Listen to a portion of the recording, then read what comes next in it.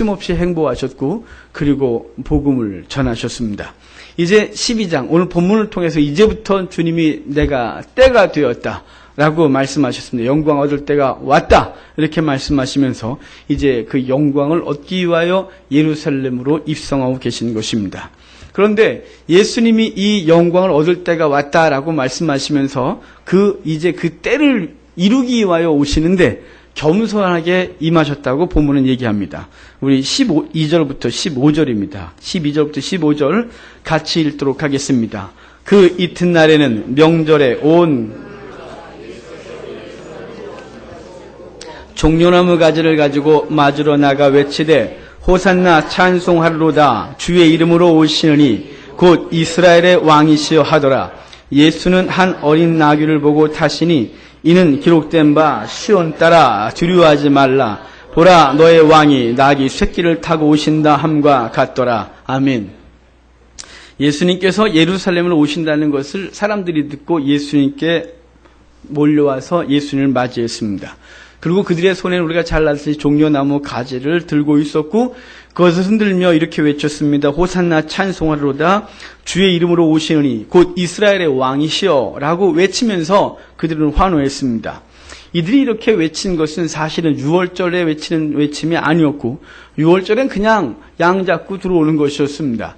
이 호산나 우리가 제가 몇 번 말씀드렸어요. 이 호산나는 초막절의 외침이었다고. 초막절에 이제 버드나무 가지를 꺾어다가 제단에 세워두고 매일 실로암에 가서 금그릇에 물을 떠다가 갖고 오면서 그 제단을 돌며 사람들이 외쳤던 것이 호산나 호산나였어요.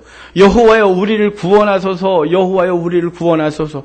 이렇게 빗석 마른 것 같은 우리의 심령에 주어 그 비를 주셔서 그 땅에 비를 주셔서 풍요롭게 해달라고 그들이 외침이었습니다. 그런데 그 초막절의 외침을 지금 예수님이 입성하실 때 그들은 예수님을 향하여 외치고 있는 것입니다. 호산나 호산나 호산나.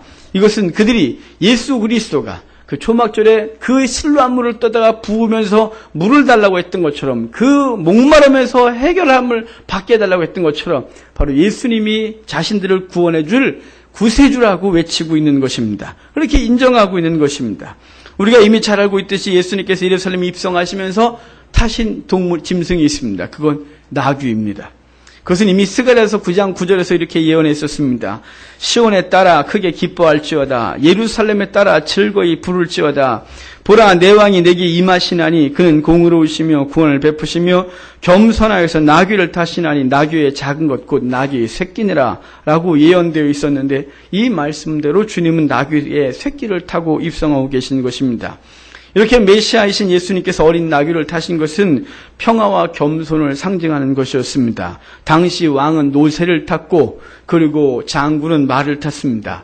하지만 예수님은 노새도 말도 아니라 전혀 상상하지 못했던 이 나귀의 새끼를 타고 입성을 하고 왕으로서 입성하고 있는 것입니다.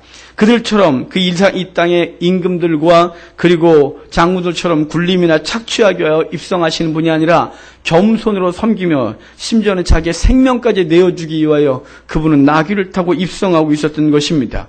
그러기에 본문에 이렇게 말했잖아요. 시온에 따라 두려워하지 마라.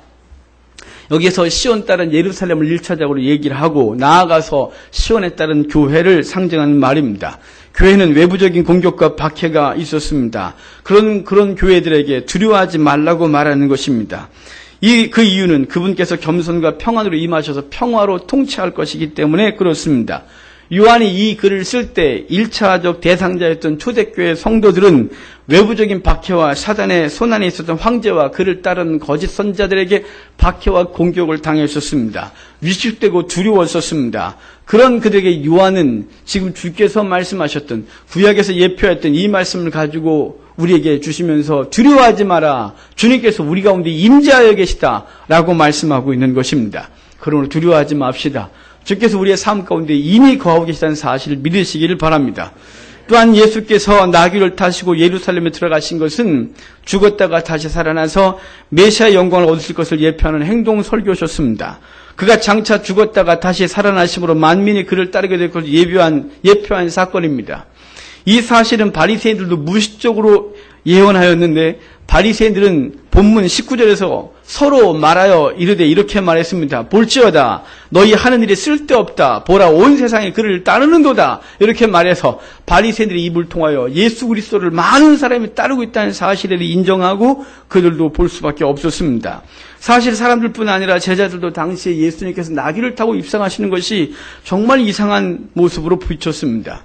비록 스가랴서 9장 9절에 예언의 말씀이 있었지만 그 말씀과 예수님의 현재 나귀를 타고 입성하시는 것을 연관지어 생각할 수가 없었습니다. 정말 예수님이 왕으로 입성하신다고 하면서 그분이 나귀를 타신 것은 기괴하고 이상한 행동이었습니다. 그것도 나귀의 새끼를 탔다. 정말 이해할 수 없었습니다. 그래서 그들이 이해할 수 없었다는 것을 16절에서 본문에 분명히 다시 말씀해 줍니다. 제자들은 처음에 이 일을 깨닫지 못하였다가 예수께서 영광을 얻으신 후에야 이것이 예수께 대해 기록된 것인가 사람들이 예수께 이같이 한 것임을 생각했다. 예수님이 나귀를 타고 입성하시고 사람들은 호산나라고 외치고 그때는 이해할 수 없었지만 후에 영광을 받으신 후에 생각해보니 그것은 바로 예수님을 예표한 것이었고 예수님이 메시아라는 것을 우리에게 알려준 사건이었다. 이렇게 생각했다 이 말입니다. 그렇습니다. 예수님께서 영광을 받으실 때가 되었다고 말씀하셨습니다. 그런데 그 영광을 얻으시기 위해 예루살렘으로 입성하실 때 겸손의 왕으로 임하셨다는 사실입니다. 다음으로 예수님이 입성하시면서 영광을 받으시는데 그 방법은 하늘의 미랄이 되어 죽어주심으로 영광을 얻는다라고 말씀하고 있는 것입니다. 우리 23절, 24절 이미 읽었지만 다시 한번 같이 읽겠습니다. 예수께서 대답하여 이르시되 내가 진실로 진실로 너희에게 이르노니 하늘의 밀이 땅에 떨어져 죽지 아니하면 한 알 그대로 있고 죽으면 많은 열매를 맺느니라. 아멘. 예루살렘의 명절을 지키러 온 이방인들, 헬라인이 몇 명 있었습니다. 그 사람들이 빌립에게 와서 예수님을 뵙고자 한다 이렇게 말했더니 빌립이 안드레에게서 말하고 안드레와 빌립이 예수님께 가서 헬라인 몇이 주님을 뵙기를 원합니다 라고 말했더니 주님이 와 내가 좀 만나줄게 라고 말씀하지 아니하시고 도리어 죽음에 대하여 말씀하셨습니다. 우리가 이미 본문에서 읽었듯이 하늘의 밀이 땅에 떨어져 죽지 아니하면 한 알 그대로 있고 죽으면 많은 열매를 맺느니라 라고 말씀해 주셨습니다. 예수님은 당신이 영광을 얻을 때가 왔다고 하면서 그 방법에 대하여 말하기를 그 방법은 죽는 것이다 이렇게 말한 것이에요. 헬라인들이 왜 예수님을 뵙고자 했냐면 그분이 이번에 오면 그의 나라를 세우고 그가 모든 임금들을 벌하고 로마를 물리치고 그들도 마찬가지로 정치적인 메시아로 설 줄 알았기에 그들도 그분을 뵙기를 원하고 그들의 제자가 주님의 제자가 되기를 원하는 마음으로 주님을 뵙기를 원했었지만 주님은 그들의 기대를 산산조각내고 있는 것입니다. 난 죽을 거야. 내가 죽어야 많은 열매를 맺는다 라고 말씀하신 것입니다. 당신은 하늘의 미랄로 비유하시면서 자신이 죽으면 많은 생명들이 살아날 것을 말씀하신 것입니다. 이 말씀은 예수님의 죽음을 이미 구약에서 예표했던 이사야서 53장의 한 절을 성취하고 있는 것이었습니다. 이사야서 53장 10절에는 이렇게 말씀하고 있습니다. 예수께서 여호와께서 그에게 상함을 받게 하시기를 원하사 질고를 당하게 하셨은즉 그의 영혼을 속건제물로 드리기에 이르면 그가 씨를 보게 되며 그의 날은 길 것이요 또 그의 손으로 여호와께서 기뻐하시는 뜻을 성취하리로다. 이해하셨습니까? 어렵습니다. 그래서 현대어 성경을 다시 한번 읽어드리겠습니다. 현대어 성경을 이걸 편하게 풀어서 해석해 줬습니다. 그러나 그가 고난을 당하고 상한 몸으로 죽게 된 것은 여호와의 선하신 뜻이었다. 다른 사람들이 범죄하고 죽어야만 했을 때 그가 대신 자기 목숨을 바쳤기 때문에 그의 후손들이 끝없이 행복하게 오래오래 살 것이다. 그가 고난을 당하고 죽음으로 여호와의 선하신 뜻이 성취될 것이다. 지금 이사야는 말하기를 그분이 죽음으로 우리에게 생명을 주실 것이라고 이미 선언했다 이 말이에요. 그것이 속건 제물로 그분이 우리의 죄를 대신하여 죽으심으로 우리가 지불해야 될 그 대가를 주님이 대신 지불하심으로 우리에게 영원히 오래오래 행복하게 살게 하셨다라고 이사야는 얘기하고 있다 이 말입니다. 예수님은 하늘의 미랄로 죽어야 할 존재로 이 땅에 오셨고 그 일을 성취하기 위하여 그분은 지금 입성하고 있었던 것입니다. 그러게 헬라인들이 만나고 싶다는 부탁에 당신의 죽음을 말씀하신 것입니다. 그러면서 헬라인들과 제자들에게 25절과 26절에서 다음과 같이 말씀하고 있습니다. 25절, 26절을 같이 읽겠습니다. 자기의 생명을 사랑하는 자는 잃어버릴 것이요 이 세상에서 자기의 생명을 미워하는 자는 영생하도록 보존하리라. 사람이 나를 섬기려면 나를 따르라. 나 있는 곳에 나를 섬기는 자도 거기 있으리니 사람이 나를 섬기면 내 아버지께서 그를 귀히 여기시리라. 아멘. 이렇게 말씀하시면 당신이 영광을 받는 방법이 죽음인 것처럼 당신을 따르는 자들도 무엇해야 되냐? 죽어야 된다, 이렇게 말씀하고 있는 거예요. 내가 하늘의 밀로 죽는 것처럼 너희도 하늘의 밀이 되어 죽어야 한다고 말씀하고 있는 것이에요. 그들이 기대했던 반응이 전혀 아니었어요. 그들이 기대했던 것은 나를 따르면 영광을 얻게 될 것이다. 내가 영광의 나라에 들어가면 너희도 영광스럽게 하리라. 뭐 이런 이야기, 이런 걸 기대했는데 그들이 기대했던 것과 전혀 반대말, 난 죽을 것이다. 너희가 나를 따르고자 하냐 너희도 죽어야 하느니라. 이렇게 말씀하고 있는 것이에요. 그렇게 되면 하나님 아버지께 너희를 고귀하게 하시리라. 다시 말하면 너희들도 영광스럽게 해주겠다고 말씀하고 있는 것입니다. 주님은 우리에게 생명을 주시기 위해 기꺼이 십자가에 달리셨습니다. 그러기에 예수님의 제자들은 주님께서 가셨던 그 십자가의 길을 기꺼이 따랐던 것입니다. 그래서 히브리서 기자는 그런즉 우리도 그의 치욕을 짊어지고 영문 밖으로 그에게 나아가자라고 말했습니다. 바울도 디모데에게 복음과 함께 고난을 받으라고 말했습니다. 베드로도 부당하게 고난을 받아도 하나님을 생각함으로 슬픔을 참으면 이는 아름답다고 말했고, 의를 위하여 고난을 받는 자는 복이 있다, 이렇게 말했습니다. 그러니까 끊임없이 주의 백성들, 주의 사역자들, 제자들은 다 어떻게 했냐면 그리스도가 죽은 것처럼 우리도 그분을 위하여 죽기로 작정하고 그 길을 갔다, 이 말입니다. 그러면 우리도 주님을 위하여 우리의 삶과 모든 것을 드리는 자가 되어야 할 것입니다. 이 시대 그리스도인들이 무능해졌습니다. 한국교회가 힘이 없어졌습니다. 세상에 밟히고 이 사람 저 사람에게 다 밟히고 누구한테 밟히면서 정말 꿈쩍도 못하는, 지렁이만도 못하게 부끄러움을 당하는 이 시대에 우리는 교회를 다니고 있습니다. 왜 이렇게 됐습니까? 왜 한국교회가 이렇게 무능해졌습니까? 그것은 복음의 요구를 따르지 않았기 때문이에요. 복음의 요구가 무엇입니까? 그것은 죽는 것입니다. 주님께서 말씀하셨듯이 세상을 대하여 죽어야 하는데 그렇지 못하기 때문이에요. 재물에 대하여 죽고, 명예에 대하여 죽고, 쾌락에 대하여 죽고, 세상이 복이라고 인정하는 것에 대하여 죽어야 하는데 우리는 죽지 않습니다. 교회에 나오는 이유가 뭡니까? 살려고 나옵니다. 교회에 나오는 이유가 뭡니까? 세상의 복이라고 하는 것들을 우리가 다 얻고 그것으로부터 나는 부유해지고, 그리고 그것에 나는 살고 싶어서 나오는 것입니다. 여러분이 저에게 너는 안 그러냐? 계속해서 끊임없이 싸우고 매일매일 싸우지만 끝없이 꿈틀거리고 일어나는 것은 죽으려고 하는 것이 아니라 끊임없이 어떻게 하면 이 땅 가운데 살까? 이 땅에서 영광스럽게 살까? 어떻게 하면 좀 더 부유해지고, 어떻게 하면 좀 더 평안해지고, 어떻게 하면 좀 더 명예로울까가 저의 고민일 때가 한두 번이 아닙니다. 여러분, 우리가 왜 이렇게 무능력해졌습니까? 그것은 죽지 않아서 그렇습니다. 사도 바울은 그래서 날마다 죽노라 그랬습니다. 우리가 재물에 대하여 죽고, 명예에 대하여 죽고, 쾌락에 대하여 죽고, 성공에 대하여 죽고, 사람들은 눈에 대하여 죽고, 죽지 않아서 한국교회는 이렇게 무능력해진 것입니다. 진정성 있는 성도가 없어진 것입니다. 능력 있는 그리스도인을 찾을 수가 없습니다. 진정으로 능력 있는 성도의 삶은 주를 위해 죽는 것입니다. 그런 자를 통해 이 땅에 생명이 태어나고 그 생명이 자라고 결과적으로 하나님께 영광을 돌리게 되어지는 것입니다. 이러한 죽음을 통해 승리가 있는 것입니다. 본문에서도 이 승리를 우리에게 말씀해 주고 있어요. 우리 31절과 32절 같이 읽겠습니다. 이제 이 세상에 대한 심판이 임금이 쫓겨나리라. 내가 땅에서 들리면 모든 사람을 내게로 이끌겠노라 하시니. 아멘. 예수님께서 죽으심으로 얻어지는 승리는 먼저 이 세상 임금이 쫓겨나는 것입니다. 이 세상의 임금이란 당시에 사람들이 생각한 로마의 황제나 헤롯이나 빌라도나 이런 것이 아닙니다. 그보다 더 큰 존재 마귀를 쫓아내린다, 이 말입니다. 그래서 히브리서 2장 14절부터 16절에서 말씀하시기를, 자녀들은 혈과 육에 속하였음에 그도 또한 같은 모양으로 혈과 육을 함께 지니심은 죽음을 통하여 죽음의 세력을 잡은 자 곧 마귀를 멸하시며 또 죽기를 무서워함으로 한평생 매어 종노릇하는 모든 자들을 놓아주려 하심이니, 이는 확실히 천사들을 붙들어 주려 하심이 아니요 오직 아브라함의 자손을 붙들어 주려 하심이다, 이렇게 말했어요. 주님이 이 땅 가운데 혈과 육을 가지고 오셔서 죽은 것은 무엇 때문이냐? 바로 사단을 멸하시고 죽음을 두려워 벌벌 떨고 있는 우리를 구원해내시려는 그 목적을 갖고 오셨다, 이렇게 말씀하고 있는 거예요.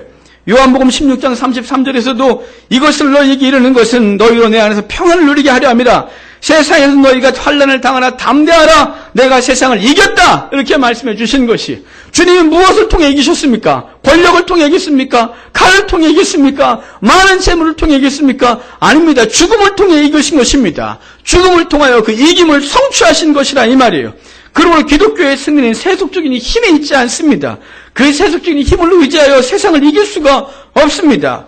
역설적으로 교회가 세상을 이기는 방법은 죽는 것을 통하여 이기는 것입니다.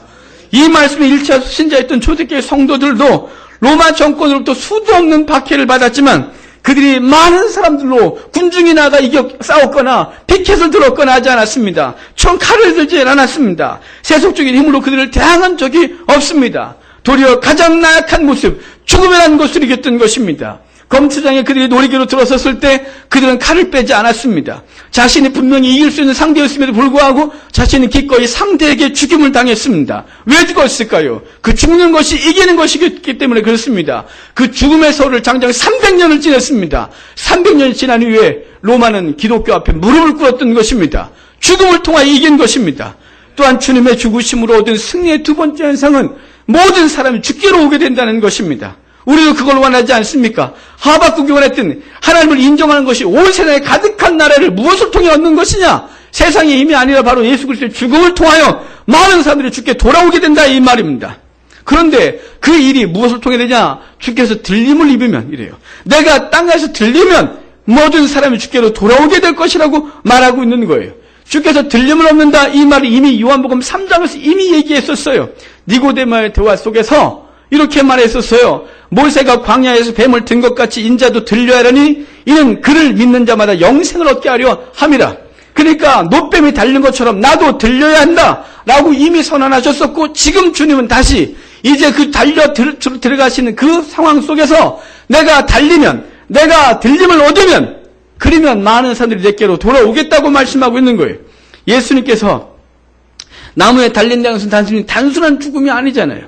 그것은 광야에서 노뱀이 사람들을 물어 그들에게 사명을 주었지만 그것이 심판을 받아 죽임을 당해 나무에 달렸다. 그것을 바라보면, 그 심판받았다는 걸 인정하고 바라보면 생명이 있었던 것처럼 예수님께서도 저와 여러분이 지었던 그 수도 없는 죄들을 짊어지시고 그 심판을 대신 받아 영원한 생명을 우리에게 주셨다는 사실을 바라보고 믿는 자마다 영생을 얻었다 이 말이에요. 그래서 주님의 나무에 달리면, 그분의 들림을 받으면 바로 땅에서 들림마다 나무에 달리는 그 순간 그것을 통하여 모든 사람이 주께로 돌아오게 될 것이라고 말씀하고 있는 거예요. 예수님의 죽으심으로 사단은 쫓겨남을 당하고 우리는 생명을 얻게 된 것입니다. 이방인이었던 우리들도 주님께 나와 영생을 얻게 된 것입니다. 마지막으로 예수님께서 영광을 얻으신 그 일로 인해서 우리에게 미친 은혜, 즉 예수님의 영광을 받으신 목적은 당신의 백성을 영광스럽게 하려 하심이다 이 말이에요. 44절 45절을 같이 읽겠습니다. 44절과 45절입니다.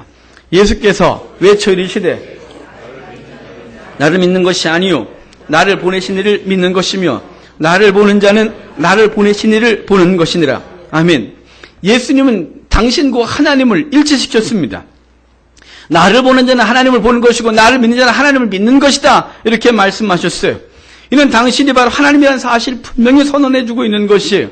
초대교회 성도들은 예수님과 그리고 로마 황제가 사이에서 누가 참 신이냐, 누가 정말 능력 있느냐, 이것을 고민했었어요. 그런 그들에게 요한은 요한복음을 기록하면서 예수 그리스도가 참 하나님이다 라고 선언해주고 있고, 오늘도 다시 한번 우리에게 말씀해주고 있는 것이에요. 그래서 빌립보서 2장 4절은 바울도 그는 근본 하나님의 본체신 하나님과 동등됨을 취할 것을 여기지 아니하시고 오히려 자기를 비워 종의 형체를 가지사 사람들과 같이 되셨고 사람의 모양으로 나타나사 자기를 낮추시고 죽기까지 복종하셨으니 곧 십자가에 죽으심이라 라고 말해서, 그분이 원래 하나님이었지만, 원래 하나님의 본체였지만 그분이 기꺼이 이 땅가운데 내려오셔서 우리를 위해 죽으셨다 이렇게 말씀해주고 있는 것입니다. 요한은 복음서를 쓰면서 처음부터 그런 예수님에 대해서 말씀하시고 그 예수님을 믿으라고 우리 가운데 말씀해 주셨어요. 46절 47절 우리 같이 읽겠습니다. 나는 빛으로 세상에 왔나니 어둠에 거하지 않게 하미로다. 사람이 내 말을 듣고 지키지 아니할지라도 내가 온 것은 세상을 심판하려 함이 아니요 세상을 구원하려 함이로다. 아멘. 예수님은 지금 본문에서 나는 세상의 빛이다 이렇게 말씀하셨어요. 이 말은 예수님이 이 땅에 오시면서 처음으로 요한이 기록하면서 요한복음 기록해서 예수님에 대하여 처음으로 선언한 것이 그분은 빛이라고 선언했었어요. 우리 요한복음 1장 1절부터 12절 우리 찾아봅시다. 요한복음 1장 1절부터 12절까지 우리 교독하면서 요한이 처음부터 예수를 뭐라고 소개하고 있는지를 보도록 합시다. 제가 먼저 읽겠습니다. 태초에 말씀이 계시니라. 이 말씀이 하나님과 함께 계셨으니 이 말씀은 곧 하나님이시니라. 만물이 그로 말미암아 지은 바 되었으니 지은 것이 하나도 그가 없이는 된 것이 없느니라. 빛이 어둠에 빛이 돼 어둠이 깨닫지 못하더라.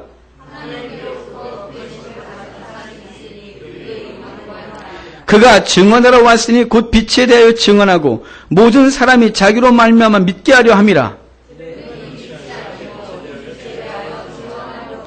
참빛 곧 세상에 와서 각 사람에게 비추는 빛이 있었나니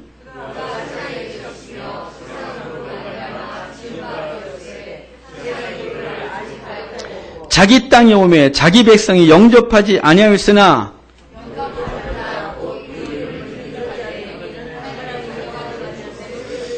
아멘. 본문에 뭐라 합니까? 주님이 하나님이셨는데 그분이 빛으로 오셨고 그 자기 땅에 오면 사람들이 영접지 않았지만 그 빛이신 예수 그리스도를 영접하면 하나님의 자녀가 되는 권세를 주셨다. 이렇게 말했어요. 그 빛을 끊임없이 지금 이야기하고 있는 거예요. 본문에서도 나는 빛으로 세상에 왔나니 물은 나를 믿는 자로 어둠에 거하지 않게 하려 함이다. 이렇게 말했어요. 그러면서 당신이 오신 목적이 뭐냐? 심판하려 함이 아니라 구원하려 하심이다. 이렇게 말씀했습니다. 그렇습니다. 예수님께서 우리를 영광스럽게 하셨다는 것은 바로 우리를 구원해 주심으로 그렇게 된다는 것입니다. 인간에게 있어서 돈이 많아져도 권세가 높아져도 힘이 세고 인기가 많아져도 그것은 근본적인 영광이 되지 못하는 것입니다. 그것이 얼마나 허무하게 무너지는지 우리는 요즘 유병환과 그가 다른 사람의 피를 거름 삼고 악을 모종 삼아 이룩한 썩어질 것이 무너지는 것을 보면서 우리는 지금 보고 있는 것입니다. 그가 이룩한 영광의 최후는 먹다 남은 육포1 쪼가리와 산에서 흐르는 물을 떠먹으려고 수원 막걸리병 하나가 전부였다 이 말입니다. 어리석게도 수많은 사람들이 그 영광을 추구하며 오늘도 달려가고 있는 것입니다. 그것이 허무하다는 것을 깨닫지 못하는 것입니다. 더욱 불쌍한 것은 자신의 예외라고 생각하는 것입니다. 나는 영광이 영원할 거라고 생각하고 달려가는 것입니다. 저 여러분이 혹시 그러지 않습니까? 우리가 그리스도를 빛으로 삼고 그리스도 안에 살면서 우리도 여전히 그 썩어지도 정말 열심히 달려가면서 영원할 것이라고 추구하고 사는 우리들, 기껏해야 남은 것이 100골이고 그리고 이 땅에 남겨온 것이 그 100발 땅바닥에 남겨두고 다 추구해버리는 그 어리석음이 인간의 영광이었습니다. 아무것도 남은 것이 없었습니다. 그가 이 땅 가운데 왕처럼 지냈고 자기가 마치 신처럼 군림했었습니다. 하지만 그의 마지막은 부끄러움이었습니다. 여러분, 인간이 추구하는 모든 영광은 다 똑같은 것입니다. 이 땅에 것이 영원한 것이 있습니까? 명예가 영원합니까? 건강이 영원합니까? 여러분의 미모가 영원합니까? 우리의 갖고 있는 것이 영원합니까? 우리의 재물이 영원합니까? 아무것도 없습니다. 우리 이성으로 분명히 하는데 우리의 심령이 그것을 추구하고 있다 이 말이에요. 이 얼마나 부끄럽고 아이러니한 것입니까? 이것은 썩어질 영광들입니다. 아무것도 아닌 것입니다. 아직도 우리는 그 영광 놀이에서 헤어나오지 못하고 여전히 인간의 썩어질 영광을 추구하며 살아가고 있는 저와 여러분을 향하여 주님은 그것이 아니라고 말하고 있는 것입니다. 진정한 영광은 그것이 아니라 하나님께서 우리가 허락하신 생명, 그 생명을 가지고 이 땅을 살아가다가 주께서 부르시는 날 그분 앞에 서서 멸류관 받아들고 이것은 내 것이 아니라 주님께 허락하신 것이라고 내어드리며 그분을 영원히 찬송하는 그 나라에서 받을 것이 진정한 영광이라고 우리는 잘 알면서도 우리는 세상의 가치관 속에서 여전히 살아가고 있고 한 발은 세상에 한 발은 교회에 들어놓고 썩어질 영광을 위하여 열심히 달려가고 있다 이 말이에요. 이것은 어리석은 것이에요. 이처럼 사라지는 것이 세상이 생각하는 영광이지만 주님께서 당신이 흘리신 피의 대가로 우리에게 주신 영광은 영원히 사라지지 아니하고 영원히 빛날 것임을 믿으시길 바랍니다.